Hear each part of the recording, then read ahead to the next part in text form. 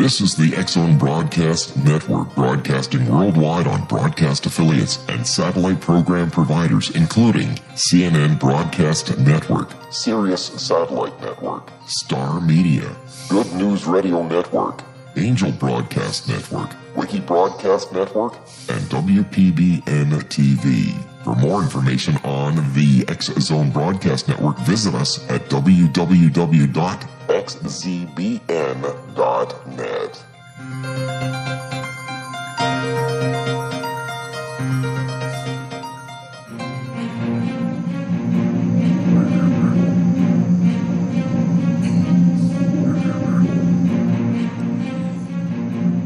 Well, welcome back to the X-Zone, everyone. I've got to make a statement here. Today is Thursday, October the 1st, 2015.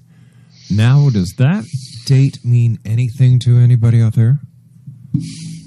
Well, according to Jonathan Cahn, we're not supposed to be here. Yeah, that's right. Remember, we had Dr. Don K. Preston on the show a couple of weeks ago, and then we had him back on last week, and you know, we went through the blood moon. We're still here. Plus, we have tried in earnest to get a hold of Rabbi Khan. Isn't that an appropriate name for somebody who keeps on leading people on? Rabbi Khan. Anyway, we've tried to get him to come on to the show. We've sent several emails. No reply. But he doesn't know how persistent I am. We've got his telephone number to the office. We have his fax number. And I have a media affiliate who's going to personally hand deliver a message for me, for him to come on the show. Why? Because I want to ask him one very simple question. What the hell happened? We're still here. Joining me now is my very good friend, the one and only Dr. Don K. Preston. And Don, welcome back, my friend. It's great to talk to you. It's great being alive these days. It's great being alive every day.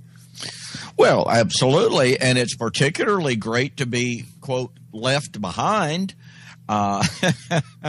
because, you know, John Hagee had his blood moon scenario that he said from April of 2014. Between April 2014 and September of 2015, something huge, something major, something world-shattering is going to take place. Well, you know, Rob, my world has kind of rocked on basically the same. Well, you know what, Dr. Don? There has been one major event. We exposed Hagee as a fraud. Yes, we did. Not only that, my friend, not only that, but we're 2 for 2. We exposed Jonathan Cahn as a fraud. Yes, and the fact that you've been trying to get a hold of him with no response whatsoever, I must say, you know, last week when I was on the program, Rob, and you said that you were going to do your best to get him on the program to debate me, I, of course, was thrilled with the fact that you were going to try. But I also know the modus operandi of these men like John Hagee, Jonathan Cahn, Mark Blitz, Joel Rosenberg, Jack Van Impe, Hal Lindsey, and the list just goes on and on. Here's what happened some years ago, Rob. Yeah. I sent out letters to 12 of the leading so-called prophecy experts in America. Okay. As well as just evangelical leaders, challenging them to meet me in formal debate on whether or not we're in the last days.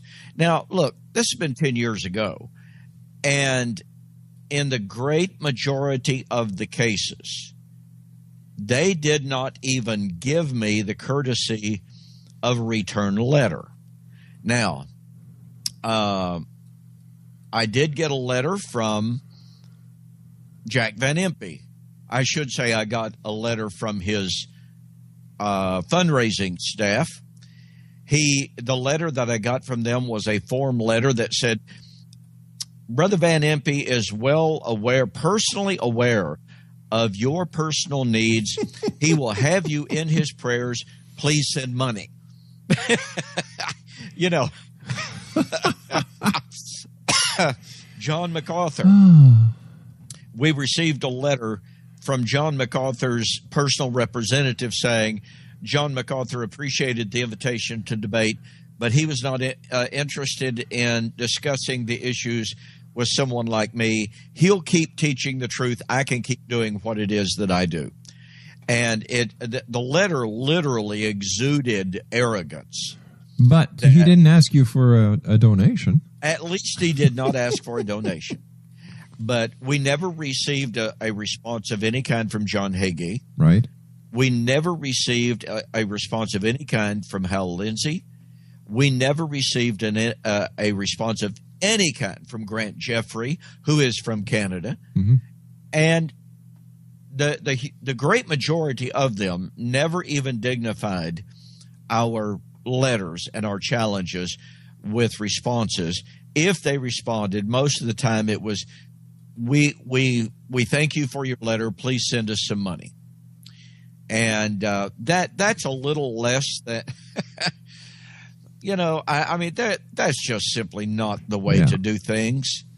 You're setting yourself up as being a great prophet, a great Bible teacher, knowing the truth, et cetera, and you will not engage in any kind of formal, honorable discussion. And look, I can tell you, Rob, the moment Jonathan Cahn realized or thought or perceived that you might want to ask him, hey, Jonathan Cahn, what happened? We're aware of what you predicted. Here's what you said. We've got your book. We've read your book. He has no interest in appearing on your program or any other program in which he might be given even a slight third degree. No interest whatsoever. Well, I'm not going to stop, Don.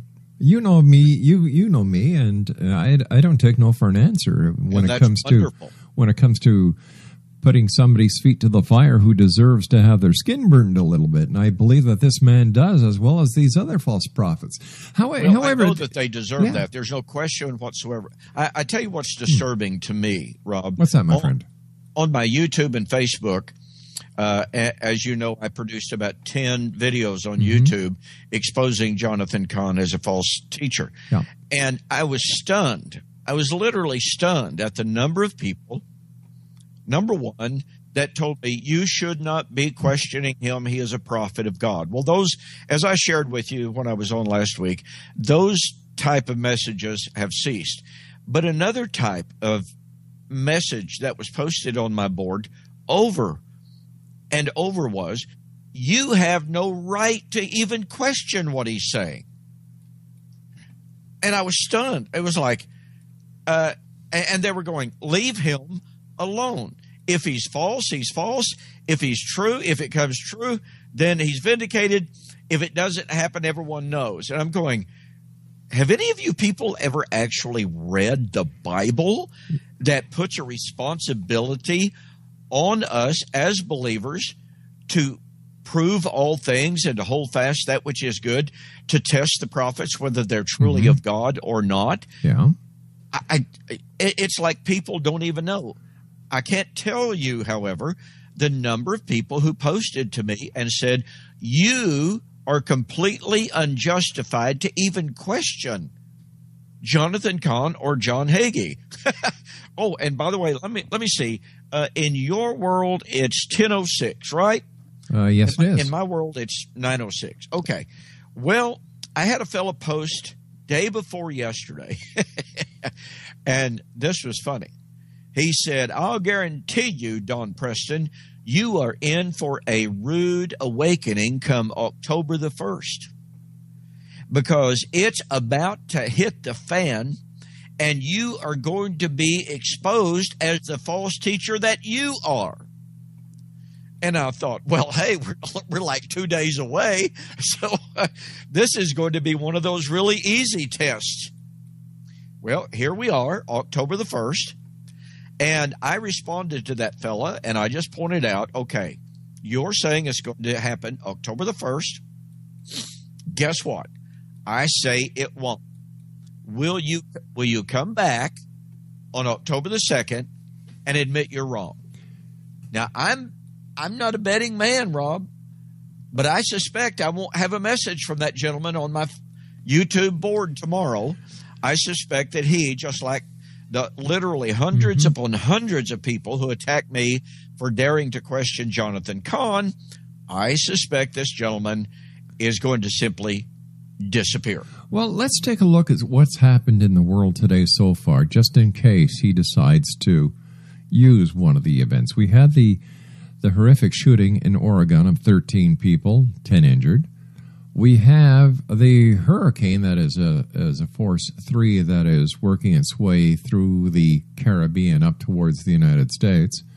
We've got the tension between the United States and Russia in Syria. We have ISIS, who is getting ready to pounce. Intelligence sources tell us, but they don't know where. And even though it is 10:17 here on the Pacific coast, it is 7:17, which means there's 3 hours and how many hours? Anyway, about 4 hours. Yeah, about 4 hours. Now, that's just here. It's already passed in the United Kingdom. It is already the 2nd. It's already tomorrow. Yeah, it is. So, these false prophets, Don, they play a lot with supposedlys. Like, these guys aren't Jesus. These guys aren't real prophets from God. They're self-proclaimed prophets. They're wannabes. But to have people, well, look at that guy who's in jail, who had all these kids from different wives, and now the kids are coming forward and saying that they were molested by him. What a horrific story. Yeah. And yet people are smuggling recording devices into jail so that he can record a sermon that they then put on the internet for his masses. Yes. Like, these people, this is what happens, people, when you use drugs. You go nuts. Well, this is really, really the sadness of the gullibility of people. And, I mean, let's face it, down through history has demonstrated to us that people, good people, unfortunately, people with good hearts, have been deceived by some of the weirdest people, some of the strangest people. Yeah. It's stunning to me how anyone could have been so mesmerized by Adolf Hitler. I know that there are so many factors that played into that. And yet here was a nation that was swept up in his incredible, ungodly beliefs, and they just went right along. And in the years after Hitler, the people that after he was dead, after he was gone, after the Third Reich had completely disintegrated, good, faithful Germans looked back in horror at themselves and said, how could we ever have done that? And there's another phenomenon that we see at work in the religious realm, Rob, and it's going on. I'll guarantee it's going on right now in John Hagee's congregation. It's going on with the countless thousands, tens of thousands of followers of Jonathan Cahn. It is a psychological phenomenon that psychologists call cognitive dissonance. Now, there's a big fancy term for you. And cognitive dissonance is this. It is continued belief in a system or a person even after that system, that person, that belief has been completely been demonstrated to be wrong. We go back to 1844 and William Miller. He predicted the end of the world. 1844. People were giving away their homes, They were quitting their jobs. They gathered up on barns, up on mountaintops, dressed in white. Well, nothing happened. But did they abandon William Miller? No. He came back, did some recalculations, and oh, well, hey, I missed it by a year. So everybody jumps up on the barn tops again, dressed in their white. Now, they went through what has been historically described as the Great Disappointment. But Ellen G. White comes along, picks up on it, and says, well, you know what? He wasn't really wrong after all. God purposely put his hand over his eyes and made him believe an error. I mean, it's just stunning that anybody would have the nerve to say, to accuse God of doing something like that. But be that as it may, so Ellen G. White comes along and says, hey, you know, he wasn't wrong. Here's what happened, blah, blah, blah. So let's just keep right on going. And as a result of that, we have the Seventh-day Adventist Church today. They keep on believing in their end-time speculation that we're in the last days, et cetera, in spite of the fact that William Miller, the very founder of that movement, was falsified. The same thing with the Jehovah's Witnesses, the same thing with the Mormons. And you can go right on down the list to John Hagee, who said, as I've already stated, that from April of 2014 to September the 28th, 2015, something huge, something earth-shattering is going to take place. But does he say it's negative or positive? All he's saying is that something earth-shaking is going to happen. Well, here's what he did do. He went back into history and chronicled some negative things. Most of the things that he chronicled were negative. Not every single one of them, but hey, let's just give him the benefit of the doubt and let's say something positive. Okay. The question is, what earth-shakingly positive thing happened by day before yesterday? I don't remember anything that was earth-shakingly wonderful and positive. Well, the day before yesterday or yesterday, you had, let me see, you had President Putin and President Obama at the United Nations. Does that qualify as good? Well, hold on here. Hold on. I'm still thinking, Don. I'm still thinking too, Rob. I'm with you on this, you know. No. And so far as America is concerned, Putin has put egg all over Obama's face by going in to Syria, sending his general to the American embassy, saying you've got 1 hour to get your planes out of the air, or because we're going to start bombing and there's nothing you can do about it. And the American politicians were caught so flat-footed that they had not the slightest thing. This is the direct result of Obama's, we're going to lead from behind. We're going to reduce our forces, and we're going to sing Kumbaya, and everything's going to be cool. Everybody will love us in the world. And President Putin of Russia is going, cool deal. Yeah. You see, once again, I looked at this entire scenario in a totally different way. I looked at it as Putin was sitting back watching Obama a couple of years ago when Obama went to Syria and he drew that invisible line in the sand that everybody kept on crossing. And he's saying, hey, wait a minute. He's all talk, no action. Oh, absolutely. So all of a sudden, President Putin, who is a warrior, he's not a politician, he's a warrior, former KGB and the rest of it. So now we've got Syria with the Russian military in there because Syria is an ally of Russia. We would do the same for our allies. But because the American intelligence agency has been caught with their pants down, they are now saying, well, wait a minute, they're not going after ISIS targets. They're going after the guys that we support and that are against Assad. And the Russians are saying, what are you talking about? So what we have here is we have the Great Bear of Russia taking swipes and handfuls of feathers out of the great eagle of the United States. Absolutely. And, you know, Mr. Obama doesn't have the chutzpah to do one thing about it, and he has so reduced the American military might that there's not much that he can do about it anyway. You know, but let's go back to some of the things that you were talking about there, Rob, about these so-called signs, about these great events.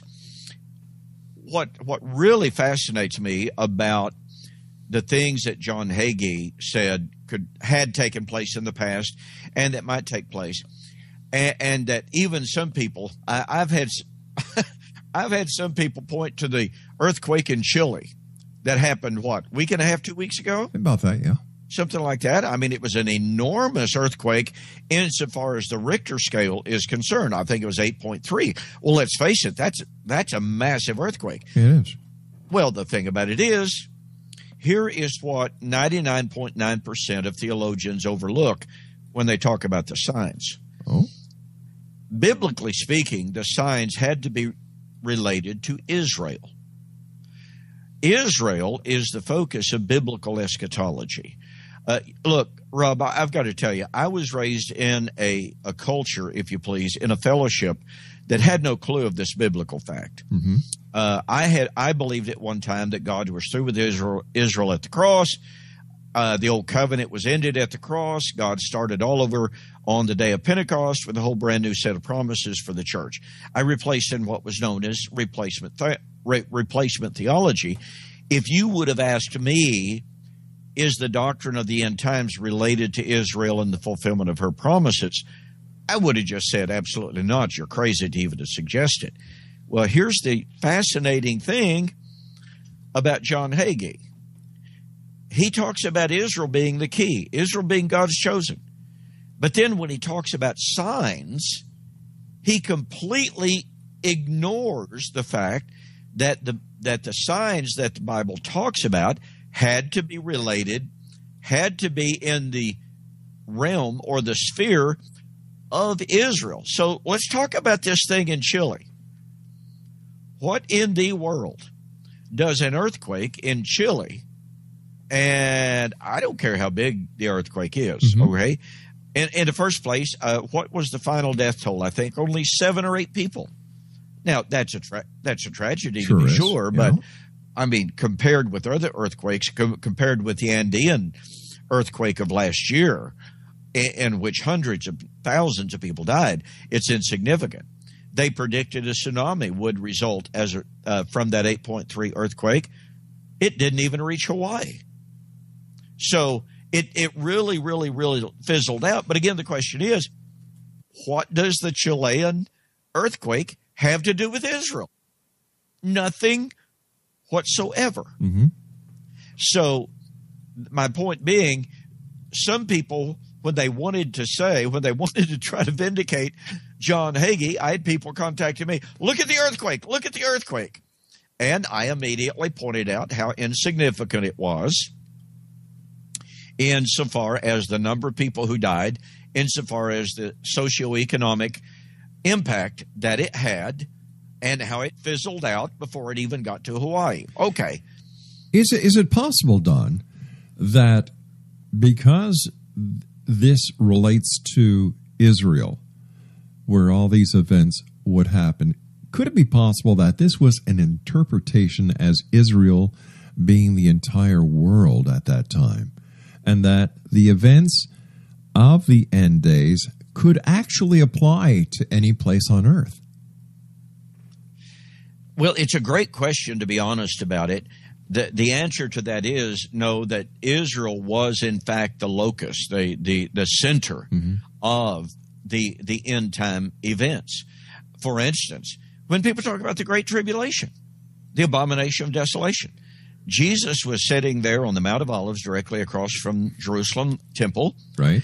And he said, when you, speaking to living, breathing human beings 2,000 years ago, when you see the abomination of desolation standing in the holy place, then know that the time is near. to paraphrase it. So the abomination of desolation wasn't going to be something that people in New York City would witness at the Empire State Building, anything like that. It was going to be something that was going to appear in the land of Judea. And then Jesus said, for then when? In the days of the abomination of desolation would be something that those in Jerusalem and Judea would witness in the land of Judea. For then shall be great tribulation, such as has never been since the foundation of the world, nor ever yet shall be, which is fairly typical Hebraic hyperbole. But the point being, Jesus was very specific in pointing out the locus, the center of these end-time events. They were to be seen in and around Judea. Don, stand by. I've got to take my news break at the bottom of the hour. Exonation Dr. Don K. Preston is our special guest. His website. What's your website, Don? Come on. Okay, BibleProphecy.com. There you go. I'll be back with our good friend Dr. Don K. Preston on the other side of this break as we continue here in the X-Zone from our broadcast center in Hamilton, Ontario, Canada. My name is Rob McConnell. Don't go away.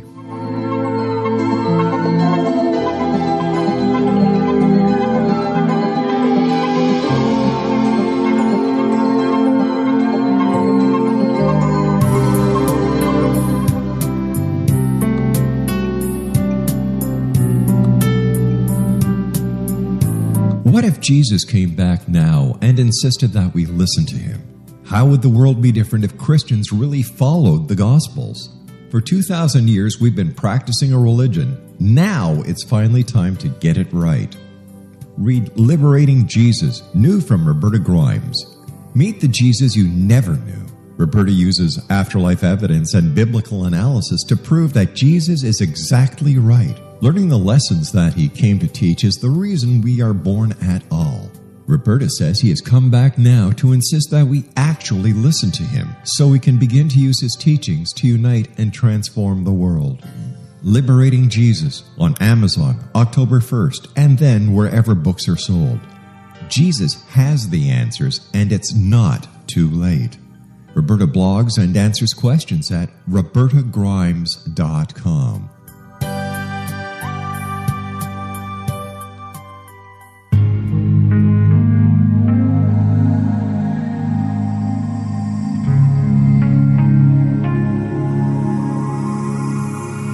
The scientist and the mystic have been on an age-old, relentless search with one thing in common. They seek truth. Their paths converge in the 40,000-year-old practice of shamanism, an ancient science delving to the quantum level of life, facilitating healing, manifestation, and evolution.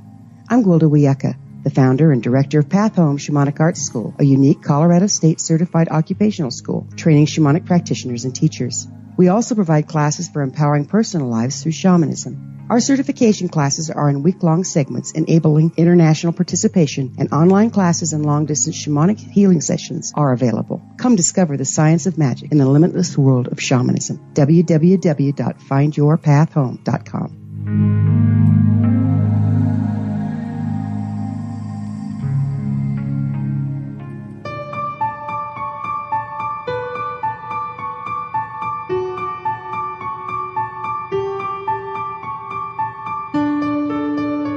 Carl O. Helvey Holistic Cancer Foundation is a new nonprofit foundation that focuses on a holistic approach to cancer that includes physical, mental, spiritual, and political aspects. Cancer education, research, and care are provided for all types of cancer patients. You can listen to interviews with cancer doctors and survivors and read research on holistic aspects of cancer at www.holisticcancerfoundation.com. That's www.holisticcancerfoundation.com.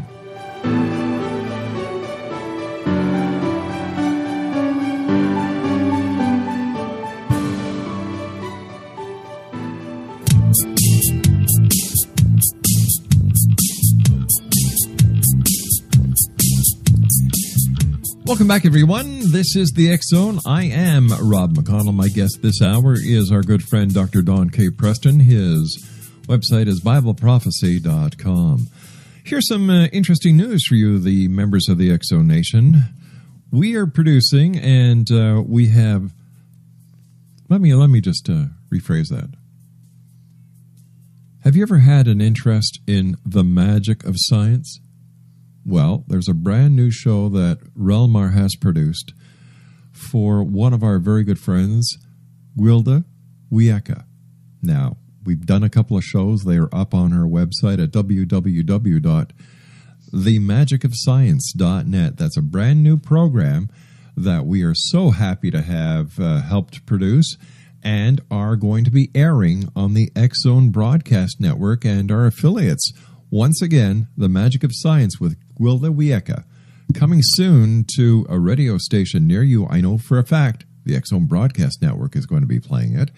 And if you'd like to see what it's all about, visit her online at www.themagicofscience.net. Don, we've been hearing a lot about the Book of Enoch these days. What's the truth behind it? Well, it depends upon which Book of Enoch you're talking about. Okay. There was an ancient book of Enoch that was very popular in the first century. There were many early Christians who believed, actually, that it should have been included in the canon. Yeah. There are some people who believe that it's actually cited in the book of Jude of our canonical Bible, and it's an area that I've done a little bit of study on. It's a fascinating book, to be honest about it. I've read it somewhat. I've spent a good bit of time in it. I'm certainly not a scholar on the Book of Enoch. What is absolutely fascinating about it, Rob, and I'll give you a little bit of an anecdote here, if you don't mind. No, not at all. I was in a formal public debate with a gentleman on one occasion, and he was one of those fellows that I mentioned that I used to be, and that is that God was through with Israel, through with the old covenant at the cross. And yet he kept appealing to 2 Peter chapter 3, where Peter said the day of the Lord would come as a thief in the night, et cetera, et cetera. Well, I asked this fella repeatedly, give me an Old Testament text that predicts the end of the world as you believe it will take place. And the reason I asked him that was because Peter said that his doctrine of the coming of the Lord was taken from the Old Testament. Well, that put my opponent in kind of a bit of a quandary in the first place, because here he was on the one hand saying God was through the Old Testament at the cross, and yet here's Peter saying, no, I'm looking for the fulfillment of the Old Testament. So if God was through with the Old Testament at the cross, then how could Peter still be looking for the fulfillment of the Old Testament well after the cross? Well, I kept pressing my opponent. I said, give me an Old Testament text that predicts the end of the world like you believe that it will take place. Interestingly enough, and here's what's fascinating, Rob, he does not believe the Book of Enoch is inspired, does not believe it was of God, but he quoted the Book of Enoch. And I was literally stunned. I mean, when I read his written answer, I'm sitting there at my table going, nah, surely he didn't just do that. Well, the interesting thing about it, and of course my view is that 2 Peter 3 was fulfilled at the fall of Jerusalem in AD 70, that when Peter said the elements would pass away, he's not talking about, the physical elements of material creation. He's talking about the old covenant world of Israel. So right. That's my view. Well, I grabbed my copy of Enoch, all right? I thought I had remembered reading something about this, and sure enough, the book of Enoch said that the great judgment, the judgment of 2 Peter chapter 3, by the way, was to be in the 70th generation from Enoch.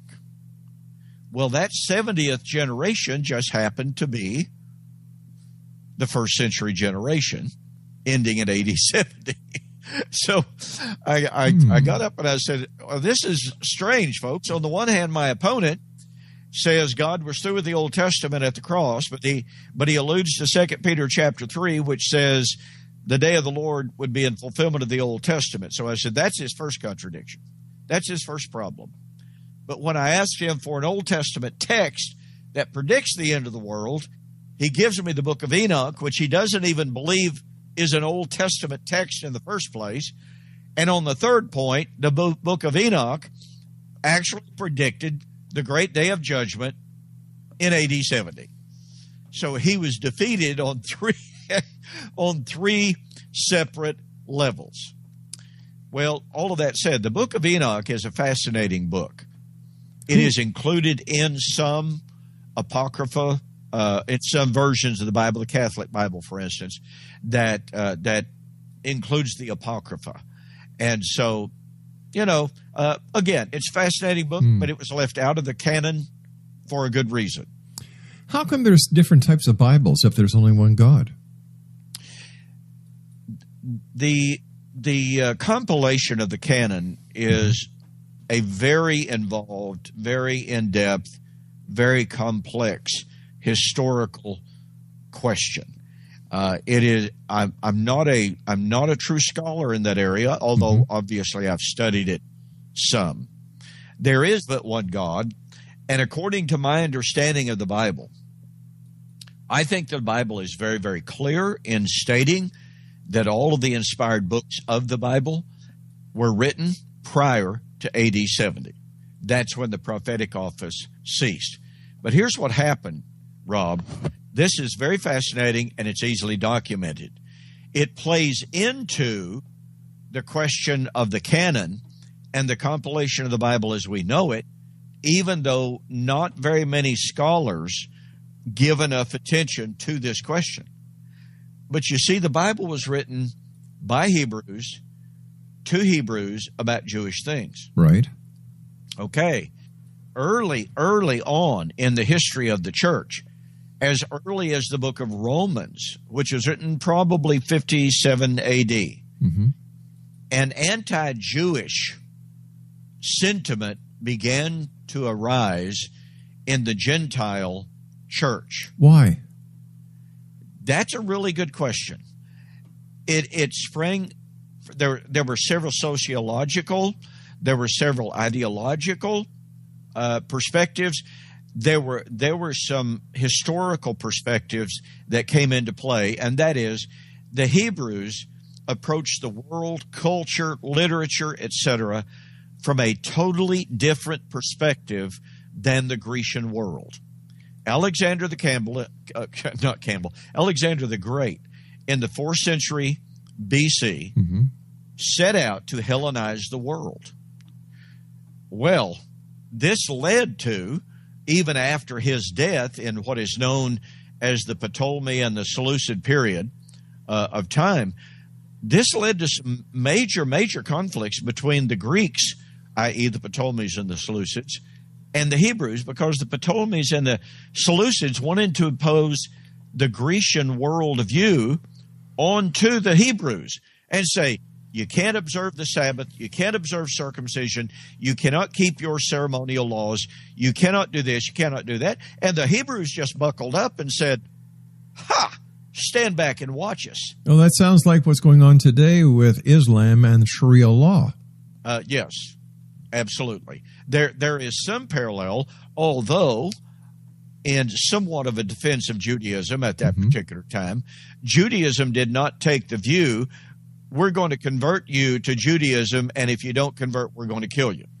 No, but still, they were saying, watch, as a defiant gesture. That's what I was referring to, not the actual.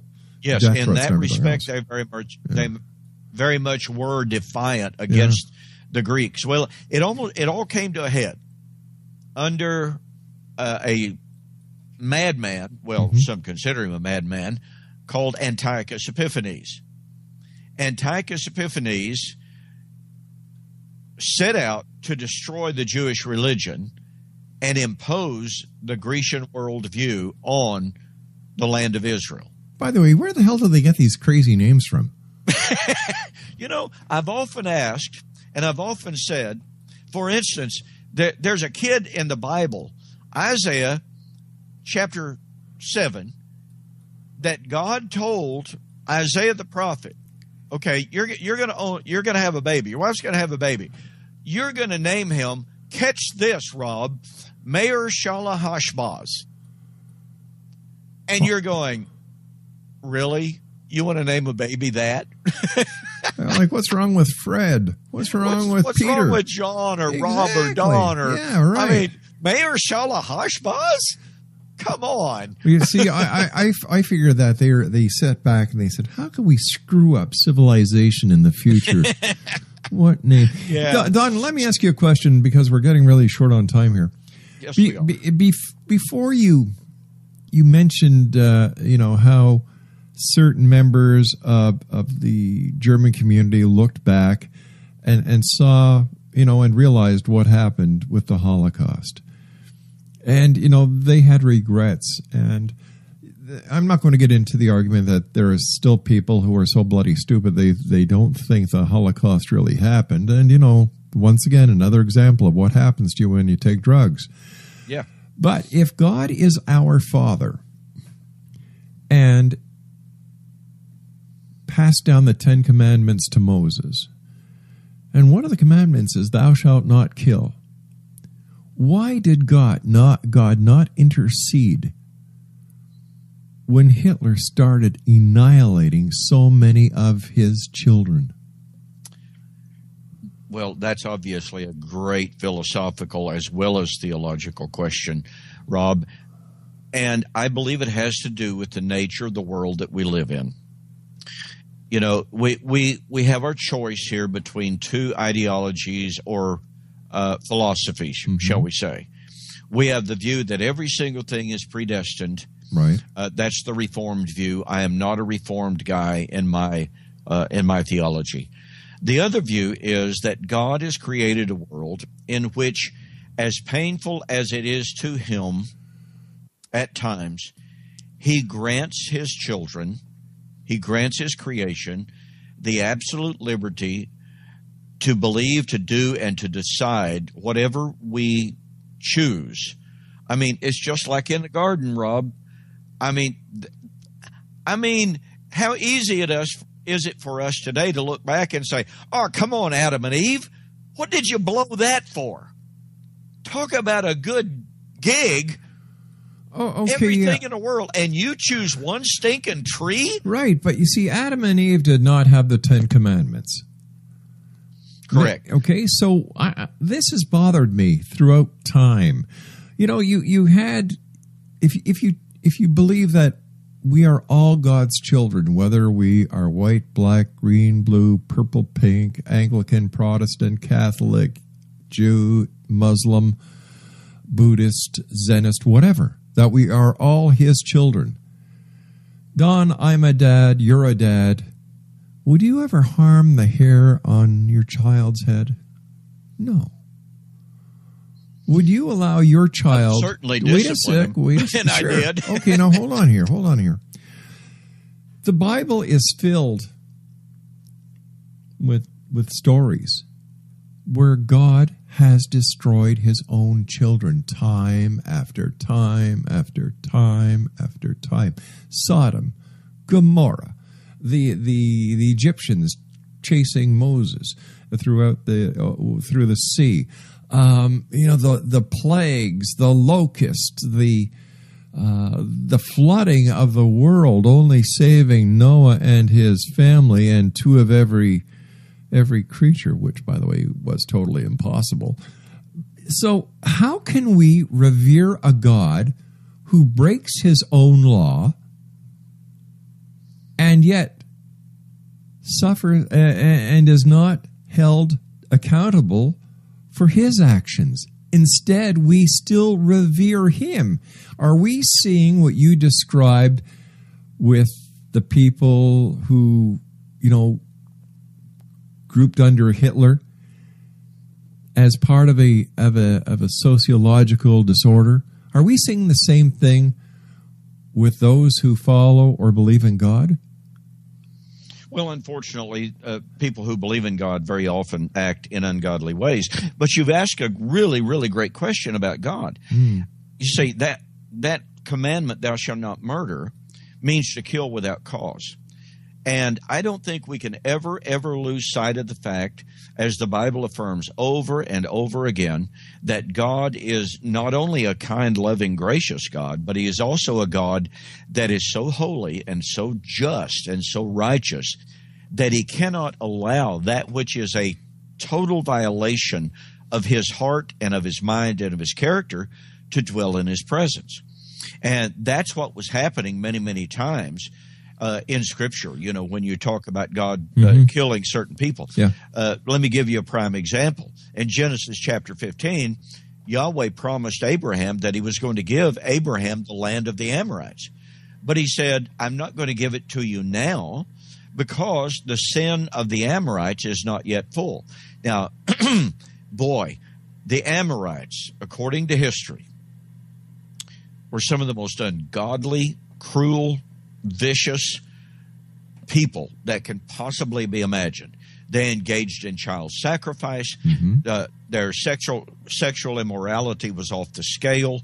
They were a society that, I mean, even by the worst standards imaginable today, I think we would look back at the Amorites and go, how could God even allow them to live? Well, that gets to the justice. Well, I'll use a term that Paul used in Romans chapter 11. Behold, therefore, the goodness and the severity of God. God was so patient, kind, and loving that his own people at different times looked at the ungodly nations around them and said, Yahweh, how can you allow those nations to exist and to continue to exist? And yet Yahweh would essentially go, I'm giving them a chance, man. I'm giving them a chance. And yet, when they reached a certain point, now I tell you, Rob, I don't know what that point is. Only Yahweh knows that point. But when that nation filled up the measure of their unrighteousness, whether that was through child sacrifice or whether that was through their murdering innocents, whether that was through their total sexual debauchery, I don't know what that point was, but I do know that God said, okay, when the Amorites have reached the fullness of their sin, and the Hebrews had a way of expressing this, and that is that God has some cups. One cup holds the sin of a nation. And as the nation sins, those sins go into that cup. When that cup is full, which is the imagery there in Genesis 15, then God has another cup. And that is a cup of wrath. Yeah, but I understand the philosophy behind it, Don. You know, but when you look at the big picture, you know, practice what you preach. You know, you're supposed to be giving us an example. You're supposed to be teaching us right from wrong. How can you teach me right from wrong when you do not practice what you preach? And see, my perspective of it is that is precisely what he was doing. He was teaching these nations. There's a passage in the book of Proverbs. Okay, all right. Now, I understand, and I don't want to get into the biblical Proverbs. You know, but I want to keep the Bible away for this for a few minutes because I've only got about 4 minutes left on it. Yeah, I know. Okay, but if we have, you know, why did he only target certain nations? Like, why destroy the entire earth and only save one family?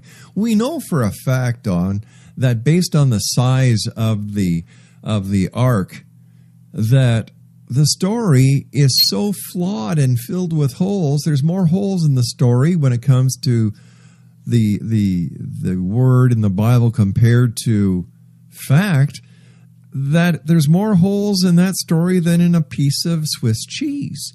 You know, well, you raise a really fascinating question, one that I'm looking at, re-examining in my own personal life, and that is the fact that the flood was a local local event. Now, it might have been on a massive scale, but not global in the sense that we normally think of it. So, for instance, in Josephus, a Jewish historian, he records that people escaped the flood and fled to other countries to get away from the flood. When it's like, wait a minute, that doesn't work on a global flood motif, and there are even references to the Nephilim who existed before the flood. Well, guess what? They existed after the flood as well. Yeah. So you see, how can we just take certain parts of the Bible and, say, all right, this part is wrong, but that part is really true? We know for a fact, thanks to archaeologists and the hard work that they do, that the story of Noah had nothing to do with Israel. That the Israelis, the Jewish, took it from a Babylonian legend that they picked up when they went to Babylonia. So how much more of the Bible was actually taken away from other cultures, other religions? This is pretty, what do they call it? There's a lot of taking to fit the bill. Well, there's a lot of debate. I don't personally think the story of Noah was taken from the Epic of Gilgamesh, which is what you're referring there to, the Babylonian story of the flood. There are some similarities. There are some vast differences between those two stories, however. But there's some really, really archaic, really, really ancient things that are in the story of the flood that are not to be found in the story of the Epic of Gilgamesh. Maybe they just changed the wording around like kids do today when they copy something off the internet. They change the words, they change the paragraphs. Maybe it was just sheer editing. Or there is a growing sentiment among many, many scholars that there was, in fact, a common story that was known in the ancient cultures, both in Babylonian and then in what was obviously the Hebraic story as well, that these are the versions told by the different people of a core truth that was absolutely true, that was now... Don, you've got 15 seconds to wrap up. Yeah. The Babylonian story has so many fantastical elements to it that it won't work. The story of the Bible, if it is a local flood, fits the bill amazingly well. I'll just leave it at that since we're out of time. Dr. Don K. Preston, thanks so much for joining us, Don. Always a great pleasure talking to you. So long now. That's it for this hour, Exo Nation. I'll be back on the other side of this commercial break with the news as we continue here in the X Zone from our broadcast center in Hamilton, Ontario, Canada. My name is Rob McConnell. Send me an email, xzone@xzoneradiotv.com. We'll be back shortly. Whatever you do, do not go away.